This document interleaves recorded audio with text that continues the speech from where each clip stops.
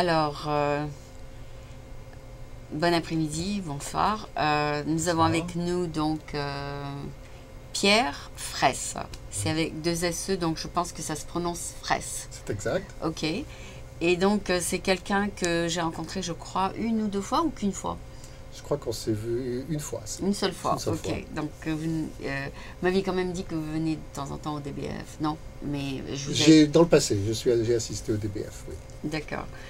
Donc Pierre, je voulais peut-être te présenter. Tu es un Français qui est ici depuis longtemps? Je suis en Californie depuis 1987.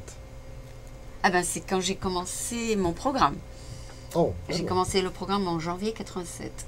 Ok. Donc je ne peux pas oublier la date. Donc ça fait 25 ans. Waouh, ça fait une longue... Parce que je suis dans ma 26e année là. 26e année de faire ça, ouais. Donc moi aussi, dans ma 26e année aux États-Unis. Waouh. Ah, ça passe vite? Ça passe vite, c'est vrai. On est tellement occupés, ça passe très vite. Est-ce que tu es venu directement à San Francisco? Pas à San Francisco même, dans la région de San Francisco. D'accord. Quand on est arrivé avec mon épouse, on est arrivé dans sa famille, parce Oui. qu'elle est américaine, et sa famille vivait dans la East Bay. Ah d'accord.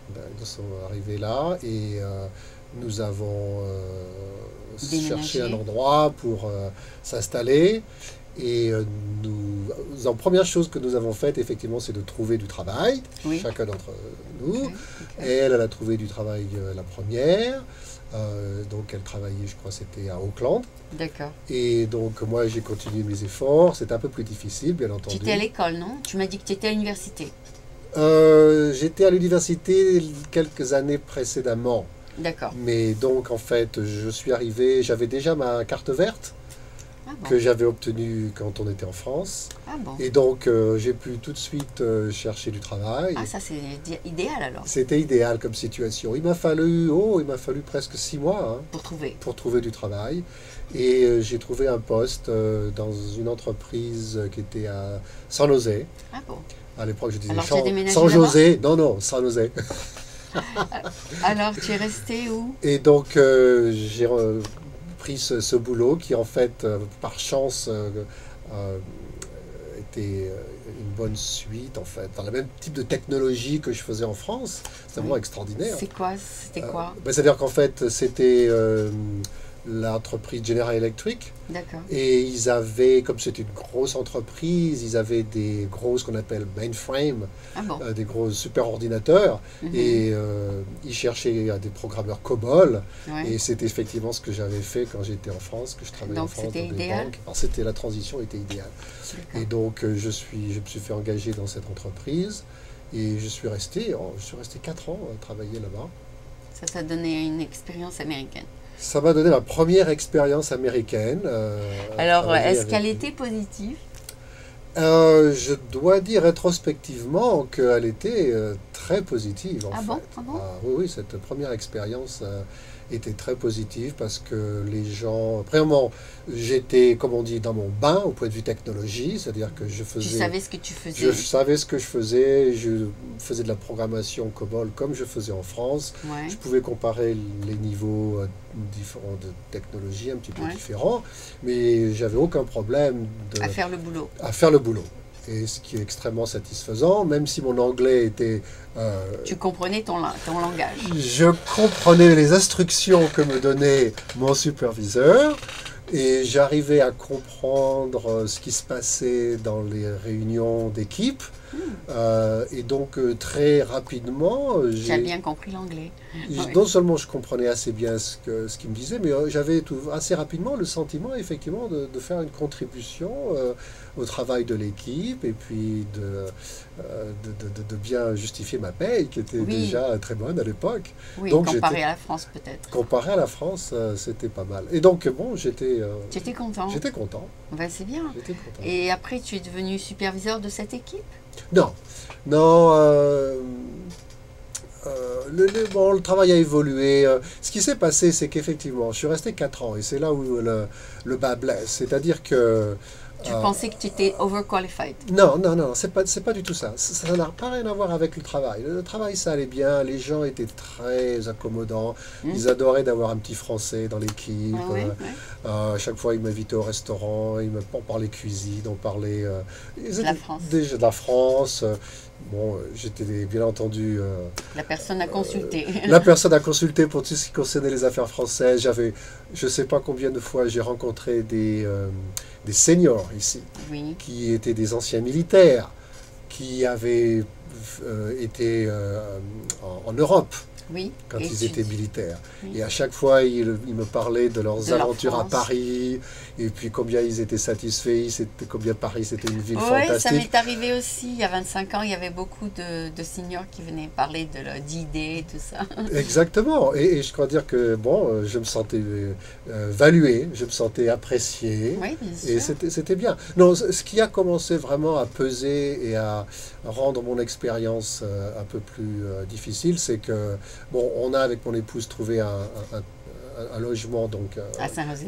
non, c'était Fremont à l'époque. Ah, d'accord. On avait trouvé près du Barthes. Ah. Et Fremont, c'était... En matière de venir de Paris et puis s'installer à Fremont au point de vue... C'est trop lent.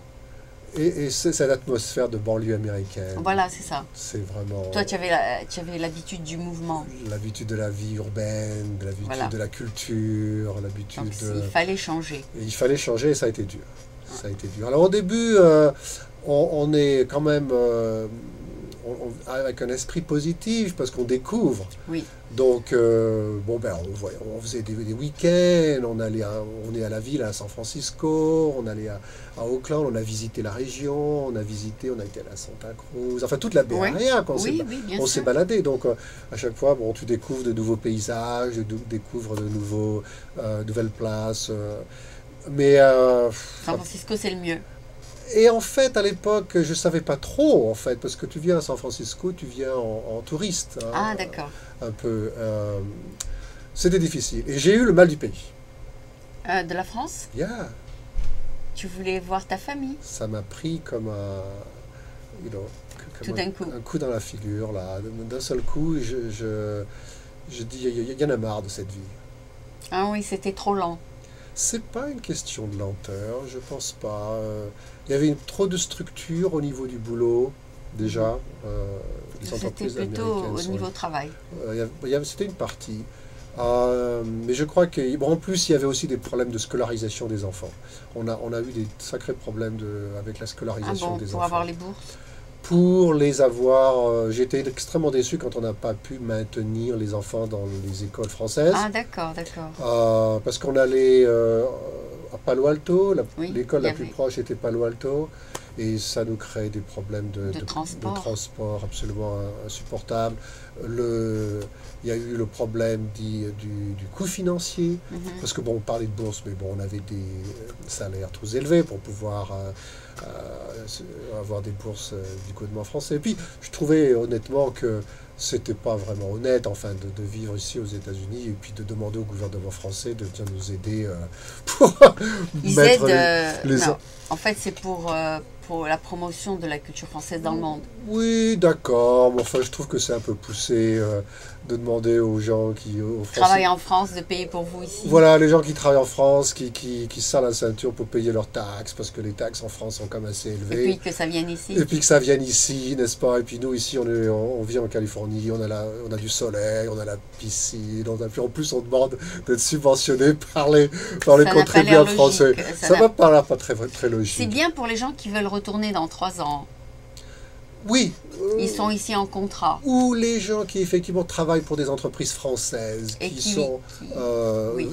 qui effectivement sont toujours dans le cadre Il y a économique beaucoup de qui la viennent en France. contrat de 3 ans. Voilà, ils viennent en contrat temporaire et puis ils vont retourner en France. Bon, ils ne veulent pas que les enfants Perdent le français. perdent le français, encore que je pense que l'idée d'aller s'immerger dans une, dans un pays, et puis le système éducatif en Californie n'est quand même pas mauvais, il faut bien dire. Oui, Hein. oui, ils apprennent l'anglais. Ils apprennent l'anglais. C'est une bonne opportunité de devenir Pourquoi bilingue. pas, pourquoi Ils pas. vont pas perdre le français, moi. Ah oui, surtout s'ils le parlent à la S'ils maison. le parlent déjà. Hein. Mais ils vont peut-être perdre le curriculum français, peut-être. Un petit peu. Bon, le curriculum français est un petit peu... Finalement, qu'est-ce qu'ils ont fait, tes enfants? Eh bien, écoute, on les a transférés dans des écoles américaines, dans les écoles... Et vous parlez en français à la Et maison? on parlait français à la maison. J'ai fait des efforts pour les envoyer en France Pendant l'été? Pendant l'été, dans ma famille. On leur faisait même avoir des tuteurs. Pendant une certaine période, j'ai même eu une jeune fille au pair de France Qui leur parlait en français? qui parlait en français tout le temps. Ah bah ça, c'est bien. Et ils ont bien Rattrapé, continué à parler français. Ah bon, alors peut-être qu'ils ne savent pas Vercingétorix et puis toute l'histoire Mais c'est pas de nécessaire, France. ouais. Mais bon... Et leur niveau de maths, c'est resté bon? Ah, alors ça, si tu adresses le niveau du curriculum du lycée français, disons, comparé au curriculum de la high school américaine, bon, c'est vrai qu'il y a une différence. Le lycée, c'est mieux. Il y a une différence. Le curriculum de la high school américaine n'est pas aussi poussé en matière de connaissances pures. Voilà, c'est ça. Mais ils ont rattrapé plus tard? Ben, ils ont rattrapé plus tard parce qu'ils sont allés au collège. D'accord.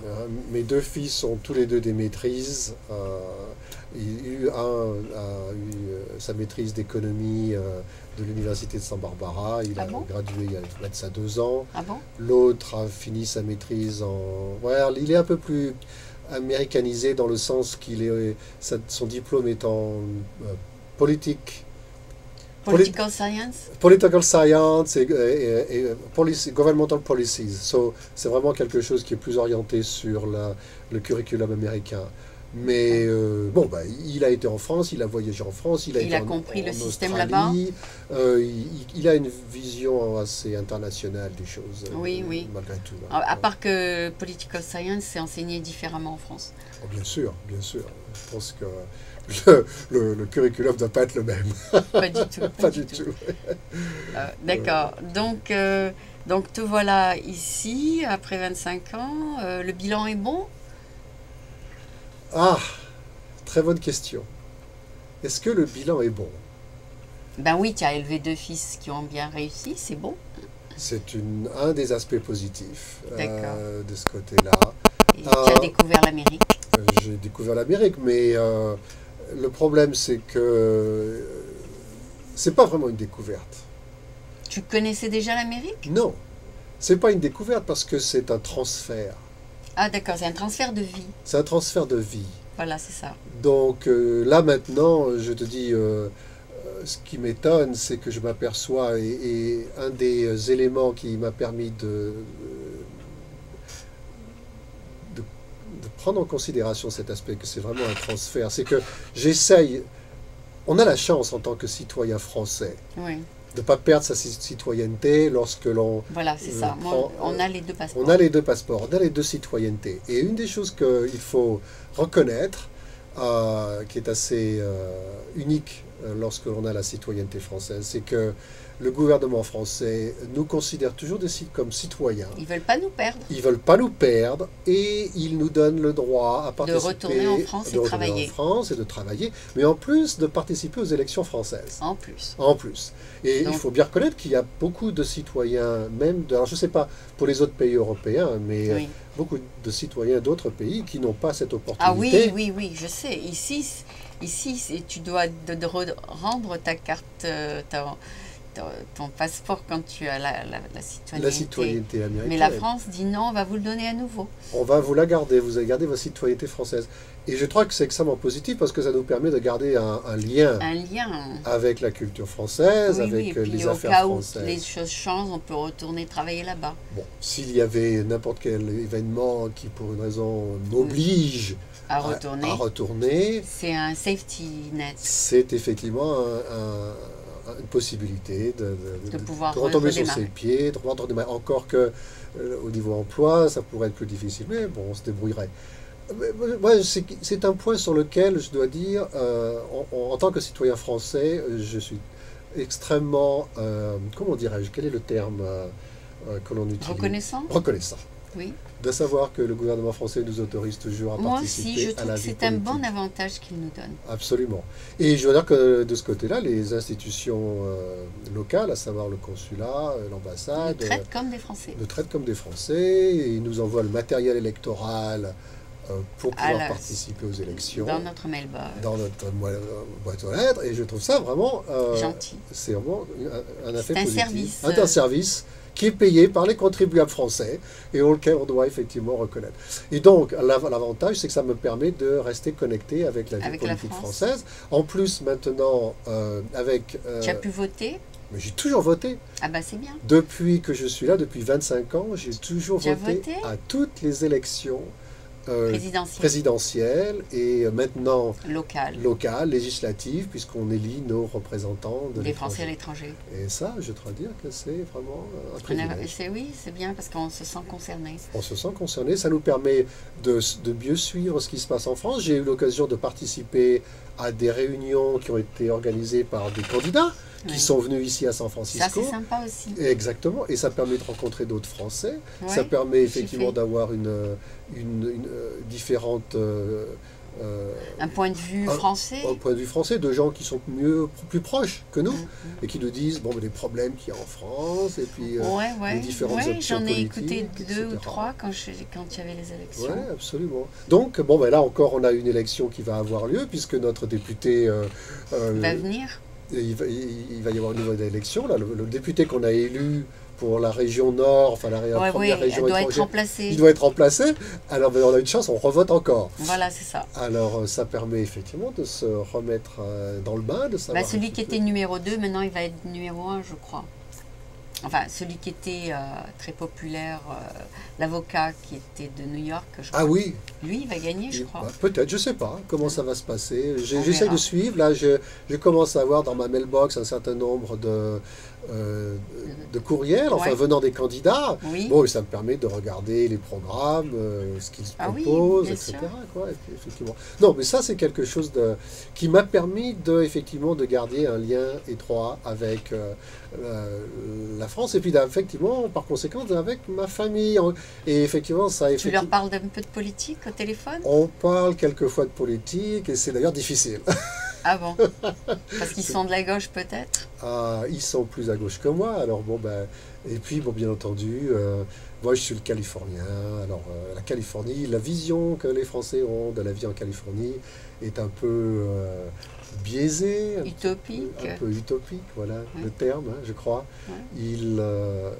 Bon ben Ils c'est ne voient pas normal. les choses très réalistiquement, Il faut comprendre, leur vision est vue à travers les médias français. Mhm. Et quand la télévision, les journaux, quand ils parlent de la Californie, hein, c'est le Hollywood, c'est Et c'est faux. les vedettes, c'est bon, Le soleil et la plage. le soleil et la plage, c'est une vision idyllique. Hein, Oui, alors que c'est pas ça du tout. Nous, c'est pas la vie qu'on vit. Hein. Ah non, c'est dur. C'est dur ici. Hein, Ouais, c'est pas donné ici. c'est pas donné pour réussir ici. Ouais, c'est pas donné. Donc ils se font une idée très fausse. C'est une idée très biaisée, très irréaliste. Enfin, mais il faut pas dénier que les paysages américains sont très beaux. Ça, il faut pas dénier. Absolument. Donc, Absolument. tu voulais parler un petit peu de ce que tu as découvert aux États-Unis en tant qu'endroit.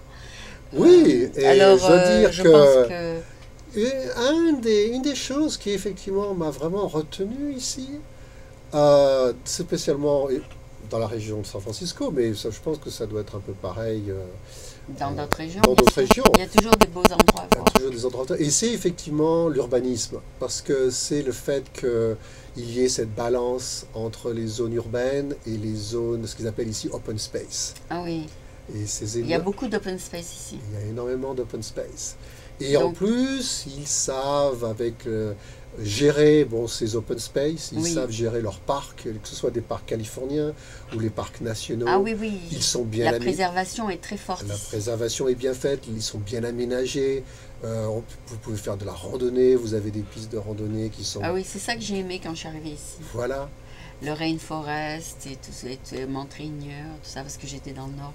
Oui, C'était extraordinaire. Ah. Et puis le Canada n'est pas loin, le c'est beau. Canada n'est pas Il y a loin. les lacs, les forêts, c'est très beau. C'est très beau, c'est très bio et c'est bien aménagé, c'est très accessible.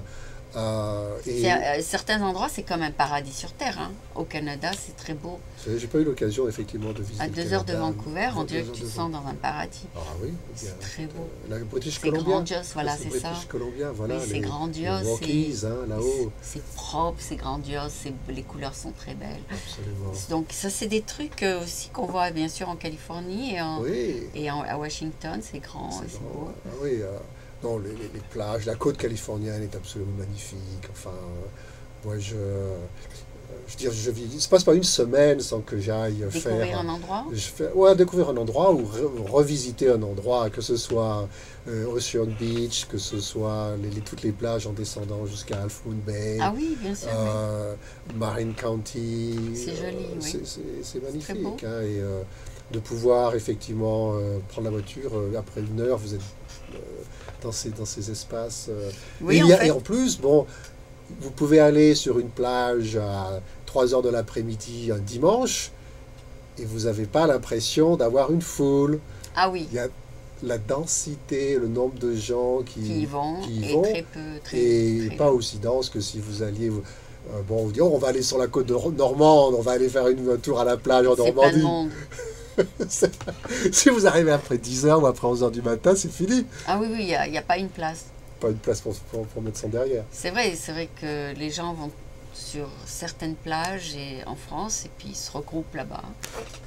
Ah, et puis, pourtant, j'ai bien fait, quand j'étais étudiant, j'ai bien exploré, je faisais de l'alpinisme, je faisais du ski de randonnée, je faisais aussi de la randonnée, et j'ai fait les grands parcs nationaux français, le parc des Écrins, le parc Ça, de la c'est beau aussi, Vanoise. non? C'est beau, c'est fantastique, mais je ne sais pas comment c'est maintenant, mais même à l'époque, hein, il y avait du monde. Mhm. D'accord. Il y avait déjà du monde hein, qui passait sur ces... En fait, quand je suis partie, il y avait 60 millions de Français, maintenant il y a 75 millions, je crois. Waouh! Donc Ouais, le taux ça de grandit natalité. petit à petit, en Oui, fait. bah donc alors moi quand j'étais enfant, on était dans les 50 millions là, dans les années 70, je crois. Quand je suis arrivée ici, c'était 230 millions, maintenant c'est 310 millions. 310 ici aux États-Unis. Donc ça a ouais. augmenté de 80 millions. 80 millions, ouais, ouais. Ah C'est oui, beaucoup. la Californie a un taux de croissance démographique assez élevé. Hein. Oui, oui, mais enfin, je parle de tous les États-Unis, ce qui veut dire que la croissance en France est beaucoup plus lente. Ah, Si on est passé de 60 à 75, c'est que les gens n'ont pas autant d'enfants en France. Ou bien il n'y a pas autant d'immigration. l'immigration. Oui, ici, il y a beaucoup d'immigration, le taux de natalité est assez élevé. Mais je croyais pourtant qu'en France, le taux de natalité s'était aussi redressé. Oui, c'est un peu redressé vers 2.0. Ok, ouais, ok. Bon, bah, pourtant... hein, C'est dans les pays scandinaves où c'est un peu tragique, c'est un point. Ah, les pays scandinaves. Ils n'ont pas d'enfants avant 40 ans là-bas, ils prennent leur temps. Ils prennent leur temps, ok. Ils Bah, font la en Allemagne carrière. aussi, je crois qu'en Allemagne, ils ont aussi des problèmes de vieillissement. Ils attendent la dernière minute La pour avoir. dernière minute pour les enfants, ok. Ils ne se rendent pas compte que ça tourne la Bon, cloche. bah, ils peuvent venir ici, il y a de la place. Il y a de la place. D'accord. Donc, on va peut-être parler. Tu habites maintenant à San Francisco, c'est Oui, ça? oui. Depuis combien de temps? Alors là, j'ai immigré, encore une fois, donc d'Alameda, où j'étais sur la côte, de l'autre côté de la baie. Donc j'ai immigré à San Francisco en 2001. D'accord. fait 10 Donc, ans, ça 11 ans. fait 10 ans que tu as exploré la ville. Oui, oui. Qu'est-ce que tu aimes à partir d'ici? À San Francisco? Ouais. Ah, ce qui est extraordinaire à San Francisco, ce que j'aime, c'est que San Francisco est une petite grande ville. C'est-à-dire que c'est une grande ville parce qu'il y a... C'est pas encore 1 million en plus. Ah, c'est vrai. C'est même pas 1 million. C'est pas 1 million. Même 1 million. 930 Mais c'est une 000. grande ville dans le sens Ouais. où il y a des... comment dirais-je? Des infrastructures et puis Des monuments, ouais. des monuments, des accommodations qui sont comme si tu faisais Très une joli, très grande beau, ville. Enfin, très beau. bon, ça commence par City Hall, qui est un grand bâtiment prestigieux. Mais Et bon, le on a, Golden Gate. Voilà. on a le Golden Gate, on a des musées On a des beaux musées prestigieux qui sont dans le parc. dans oui. le parc. moi je vais au Diang de façon régulière. Oui, Le nouveau, on a des beaux musées. on a des beaux musées. Et bon, ici, on intéresse un peu à la culture. Bon, ben, c'est un point sur lequel on peut accéder. Il y a le cinéma. Je suis un passionné de cinéma. Il y a l'International Film Festival. International Film Festival. Il y a beaucoup de festivals actuellement. Il y a des festivals asiatiques, des festivals De toutes les de nationalités. tout. Les Italiens, les Arabes, les Juifs. tous les pays. Il y a même un festival de l'océan Oui. auquel je Il y a vais voir les Hispaniques, oui. Exactement. Donc au niveau cinéma, et en plus on a des films français qui sont arrivent. toujours à l'affiche. Donc quand je peux pas dire que je vais pas voir un film français tous les mois, au moins. Oui, il y en a beaucoup qui arrivent. Beaucoup de films français qui viennent, donc on arrive à toujours à trouver un film En français. fait, la à France, voir. il paraît a mis un peu plus de fond dans les films quand ils ont vu le succès de certains films. Absolument, oui, oui. Parce donc, qu'avant, c'est difficile d'obtenir des fonds pour faire un film en France. je crois que maintenant, ça devient plus facile. Ils Voilà. ont des moyens, ils ont mis en Ils ont place des dit, voilà, moyens. ça rapporte de l'argent, pourquoi ne pas émettre de l'argent? Exactement. Et je pense qu'effectivement, du point de vue de la promotion, de l'image de la France et de garder la France Ouais. dans l'esprit de beaucoup de gens, spécialement ici en Californie. Je crois qu'il y a beaucoup de francophiles ici. Oui, Hein. oui. On a la chance en plus. Oui, d'être- les anciens directeurs, ils faisaient un film avec rien. Oui. Ils avaient juste l'argent pour acheter la pellicule. La pellicule et Mais payer, maintenant, heureusement, ça a un peu changé. ça a un peu changé, je crois qu'il fait. D'ailleurs, en fait, il y a même des critiques en France à ce sujet-là, d'après ce que j'ai pu lire. Mais bon, je crois que le cinéma français est un art en lui-même et effectivement peut effectivement très facilement être en compétition avec le cinéma hollywoodien. Oui. C'est un style différent, c'est des approches différentes. Et je crois que chaque fois que je vais dans un cinéma qui projette un film français, il y a toujours une salle au moins à moitié comble. Donc il y a une audience à San Francisco. En fait, pour le film moi, français. je sais pas si tu as remarqué la même chose. Les films français Oui. ont une histoire. Oui, Et les films américains, c'est plutôt du sensationnalisme. Hein. On veut mettre. Il n'y a pas une histoire qui a un sens vraiment. C'est juste. Peut-être qu'il y a une petite histoire d'amour au milieu, tout ça. oui, oui. Mais c'est pas vraiment une histoire qui te touche après que tu t'en vas du cinéma. À moins qu'ils ont pris un script français. Un script français oui, je sais pas. Bon, il y a différents genres dans le cinéma hollywoodien. Il y a le cinéma spectaculaire et puis de guerre, enfin tout Voilà, qui tourne autour le de sensationnalisme. sensationnel, etc. Bon, ça c'est un genre. Bon, personnellement, j'ai pas beaucoup d'intérêt dans ce genre-là. Ouais. Et il y a aussi le cinéma d'acteur, c'est-à-dire où On va au cinéma parce qu'il y a cet acteur. voilà. Parce Mais qu'il même y a- si le film, il vaut rien. même si le film, le Il n'a aucun scénario, sens. le script est vraiment très flimsy, très Ouais, ouais. léger, Même s'il n'y a rien. mais bon, il y a deux acteurs qui que en tu aimes, fait, et tu rentres. voilà, alors on y va parce qu'on veut voir ces acteurs, et puis généralement ils sont très bons, et Ouais. puis ils arrivent à tenir le film Ouais. simplement par Par leur présence. présence et leur art de comédien, Oui, leur oui. style de comédien. Bon, ben, il y a des films comme ça, quoi. Et puis il y a des films d'histoire, bon, quand même, enfin, qui sont basés sur des événements historiques, enfin quelquefois, mais souvent. Ah oui, World War II, tout ça. Voilà, ou par exemple un film avec lequel j'ai eu je peux en parler un peu parce que j'ai eu une argumentation avec mon épouse à ce sujet-là, c'était le film Argo, Ah oui. bon, qui était basé sur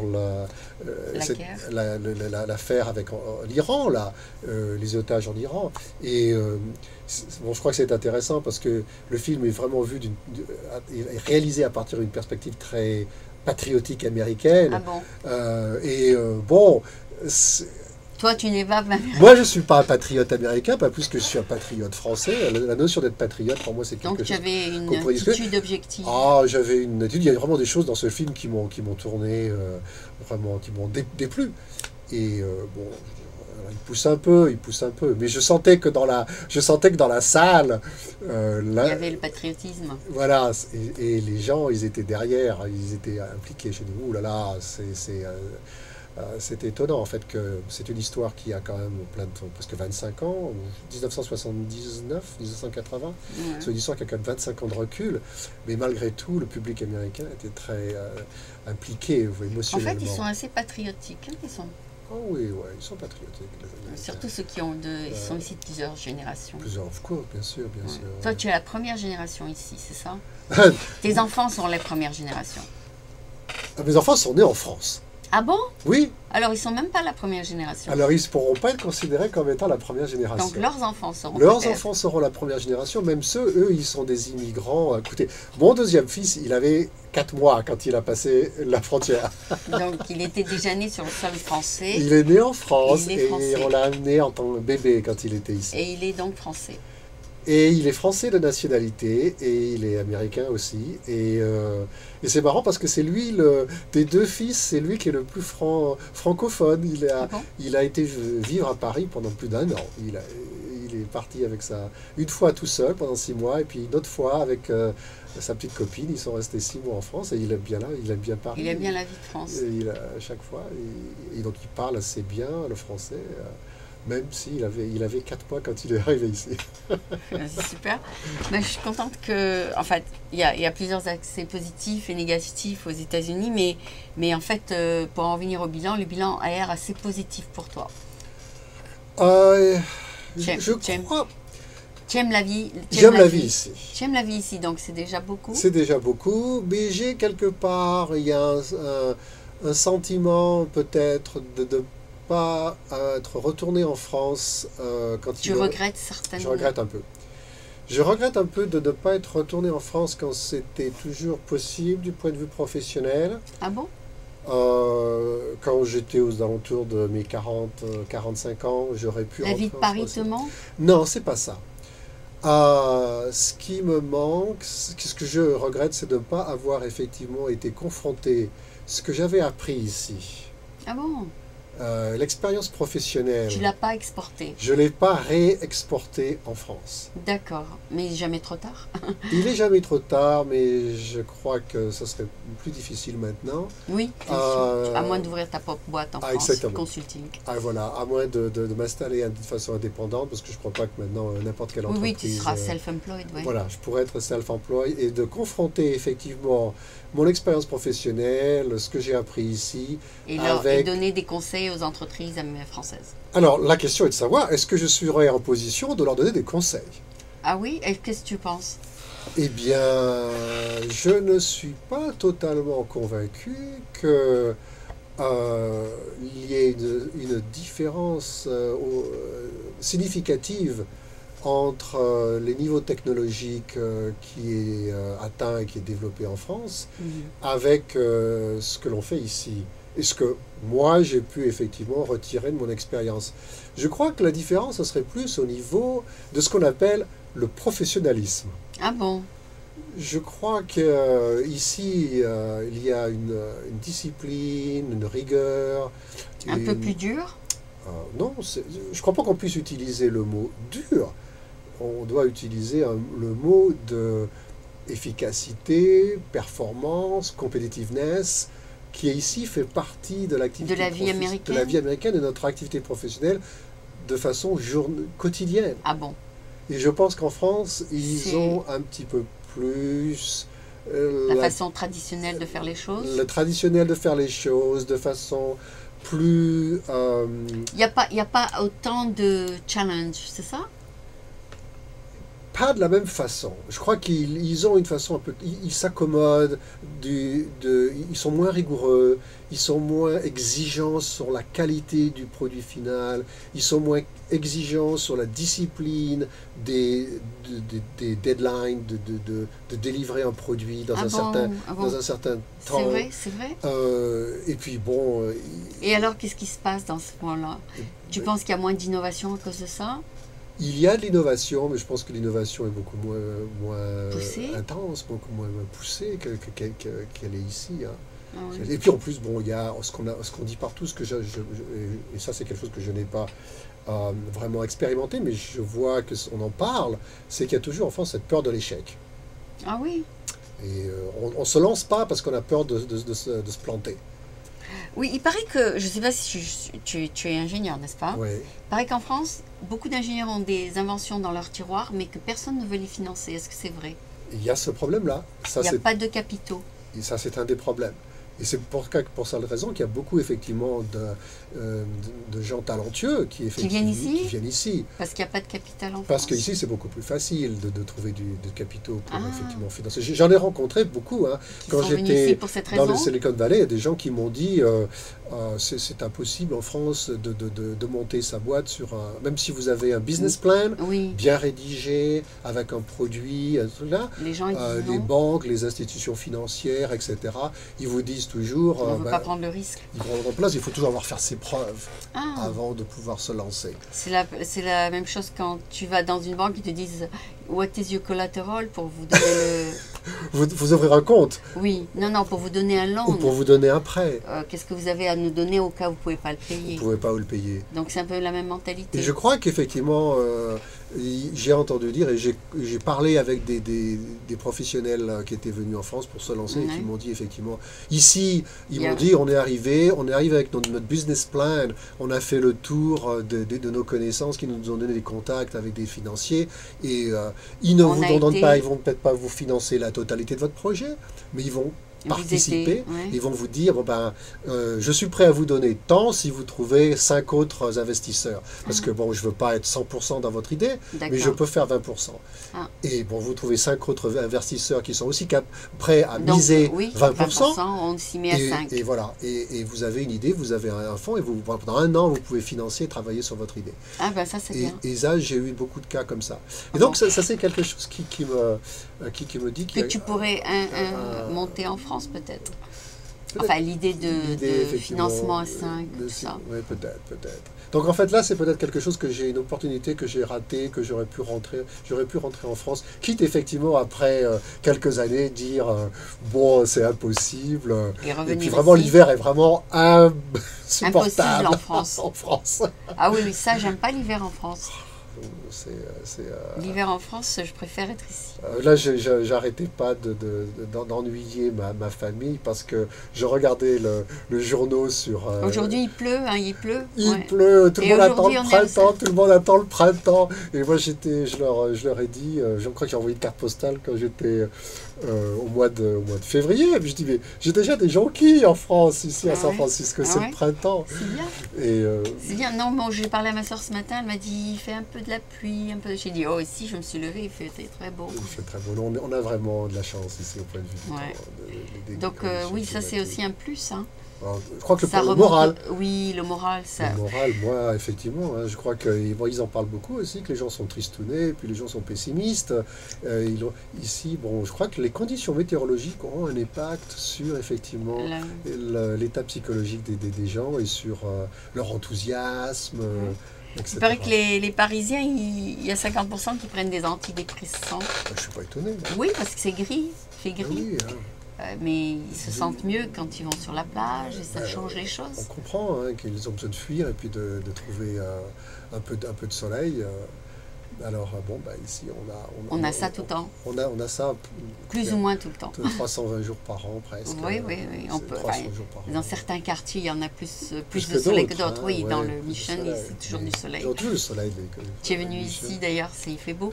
Il fait beau, là, oui. Il y a au moins 5 degrés de différence de température entre ici et la plage. Et la plage. Ah bon? Ah oui, au moins 5 degrés de différence. Oui, parce qu'on s'écarte de... C'est pour ça que je suis venu avec ma jacket. Tu vois, mais là, j'aurais pas besoin de jacket ici. Ok, donc je voudrais peut-être te présenter en anglais parce que pour ceux qui n'ont pas tout compris. So we have with us Pierre Fraisse, who is, I would say, an analyst, an engineer. I am a SQL developer, and data analyst. Any analyst you can define on the computer, yeah. Yeah, so he is here in San Francisco for the past 25 years, you said? That's right, yes. Okay. So, Pierre, maybe if you have the patience to tell us about your American experience, for those who did not understand it in French. Okay, let's try to wrap it up in English. So I have been here for 25 years. We just counted the day there. I came here in 1987. Not as a student, but as a worker. I was already working in France, yeah. But originally, the first time I came in this country was in 1978. I was a student, and I spent the summer in Berkeley. Okay. And that was effectively where I got actually completely. Oh, you got hooked. I said I need to come back.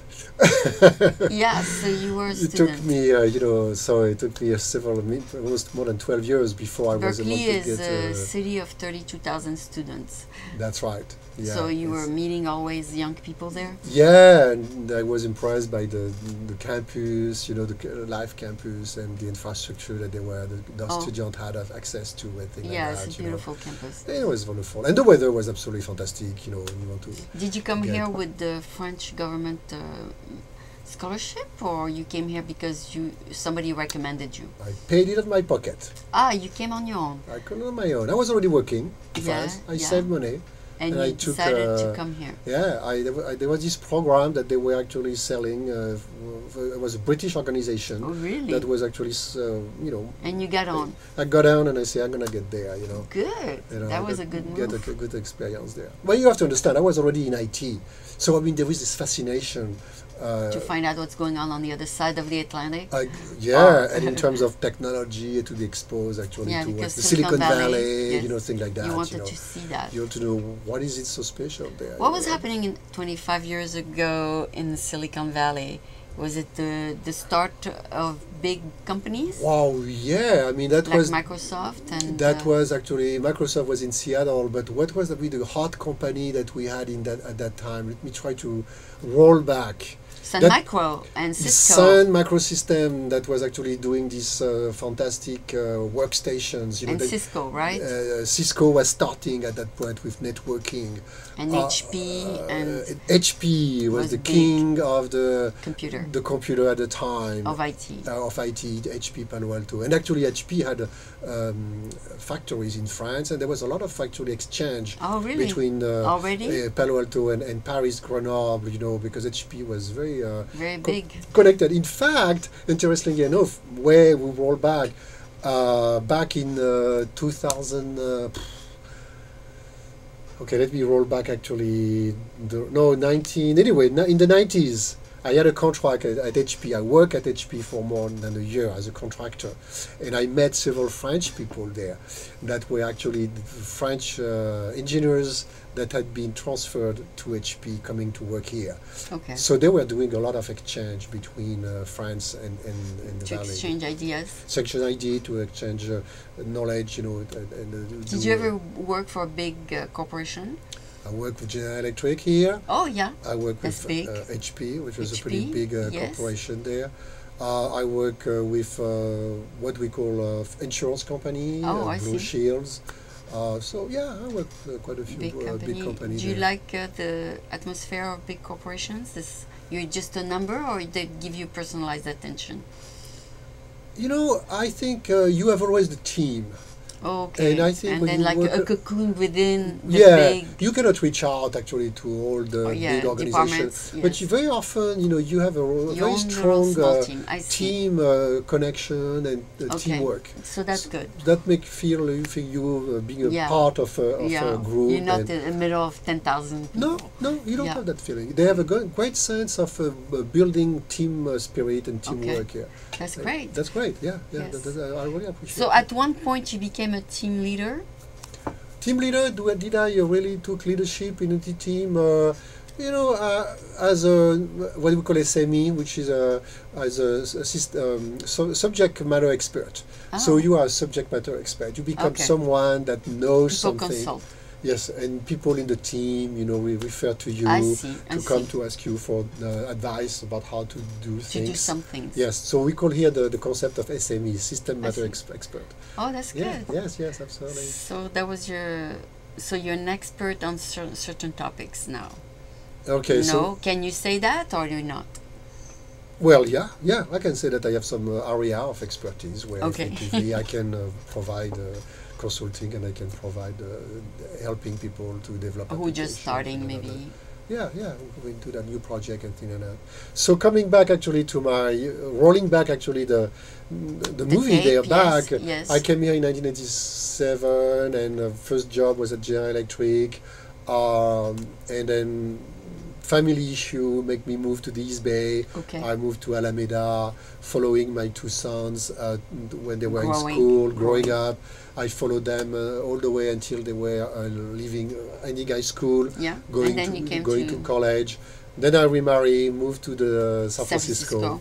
And then from here, I really like the life in the life in San Francisco. This is something that I really enjoy very much. And again, I say what I say in French is that San Francisco is a small, big city. Yeah. So this is a place where it's not too big, or less than 1 million But people. there's enough cultural It's not crowded, events. but you got all the culture that you would like, to enjoy, that you can access to.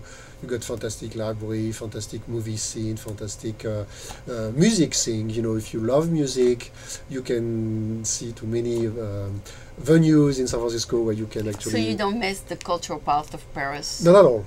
Not at all. I think actually I have more access to culture here. Because it's close by? Because it's close by. And you can use public transportation, or you can drive around. You can still drive around here in San Francisco. Okay. As long as you make sure that you don't get towed. So it's accessible. It's very accessible. This is a situation where we go back with my spouse after work. Yeah. It's 7 o'clock, and we say, what do we want to do tonight? I see. And we just improvise something. There's plenty. And there's plenty to choose from. Okay. And we can go out. Oh, I love the food scene. Know. All the cultural all food. the ethnic food yes. that you can access. You can every week we can go experience a different ethnic restaurant. Oh, that's good. So you love that. You are a bon vivant then. Oh yeah, this is the French part of me. I still have. You like to enjoy different things about life. Yes. Oh yeah. I want to be versatile and being creative in your time. How to use your time. I have a great sense of trying to use my time So I assume that your personal hobby is movies? Yes. You love movies? I like going. We go to movies at least maybe 2 times at least per month, 2 or 3 times per month. Just Are you a movie maker? No. No. Oh, I never thought about actually being myself on the other side of the camera making movie. But I think I could make stories. Yeah, you never know. You might come up with a good story one day and do it. Then do it. Yes, that's right. Yeah. Yeah. Sometimes it takes just a good camera and a couple subjects. The story is the most important. You can maybe train me on that. You have experience on that. Why not? If you want training, all you have to do is call me. Okay. So this was Pierre Fraisse, who is one of the French, I guess, immigrant, I would say. Or not yet, not sure. Okay, after being an immigrant, why do we become? What is the other word to... Or are you in transition? Will you go back to France? I plan to go back when I retire. Ah. Definitely. So your children will be immigrants? So I will go back. Well, I will go back actually to... revisit and to split my time between here and there. But those who will actually live here would be your children. My children are going to stay here for quite a while, I think, so because they'll be the immigrants. Yeah, they are the Americans. They are the Americans, and they have very good situation here. I don't think they could. Yes. I don't think they could compare the type of job they could get so there. They'll be like like you said, the first generation of Americans. The first generation of Americans they're gonna become, even though they have still connection to France, even though they speak the language, they are really raised here. I think they're gonna be rooted here. And as opposed to you, and you were raised till 21 in France. That's right. Okay. And they love the Bay Area. I think that they love actually living in California. Okay. Who knows? They may decide to go to live in New York some days. Is there something I don't know about you that you want to tell me? Is there something that you do that is very very particular to you? Are you? We pretty very much unique. Yeah. No, I'm not that an exception. I would say then that you are a very good father then. Oh, thank you. Because you talk about your children a lot. I care much about. I care a lot of them. About That's their future, and I think they have a great future here. Oh, I'm happy for you. So Thank you. They say success in the family is the #1 success. So I'm happy that you succeeded. Thank you. So this was Pierre Fraisse, who is our featured guest this week, and I wanted to thank you for being here. It was a My pleasure pleasure. to find out more about who you are and what you have done in America. Thank you, Alina. Thank you.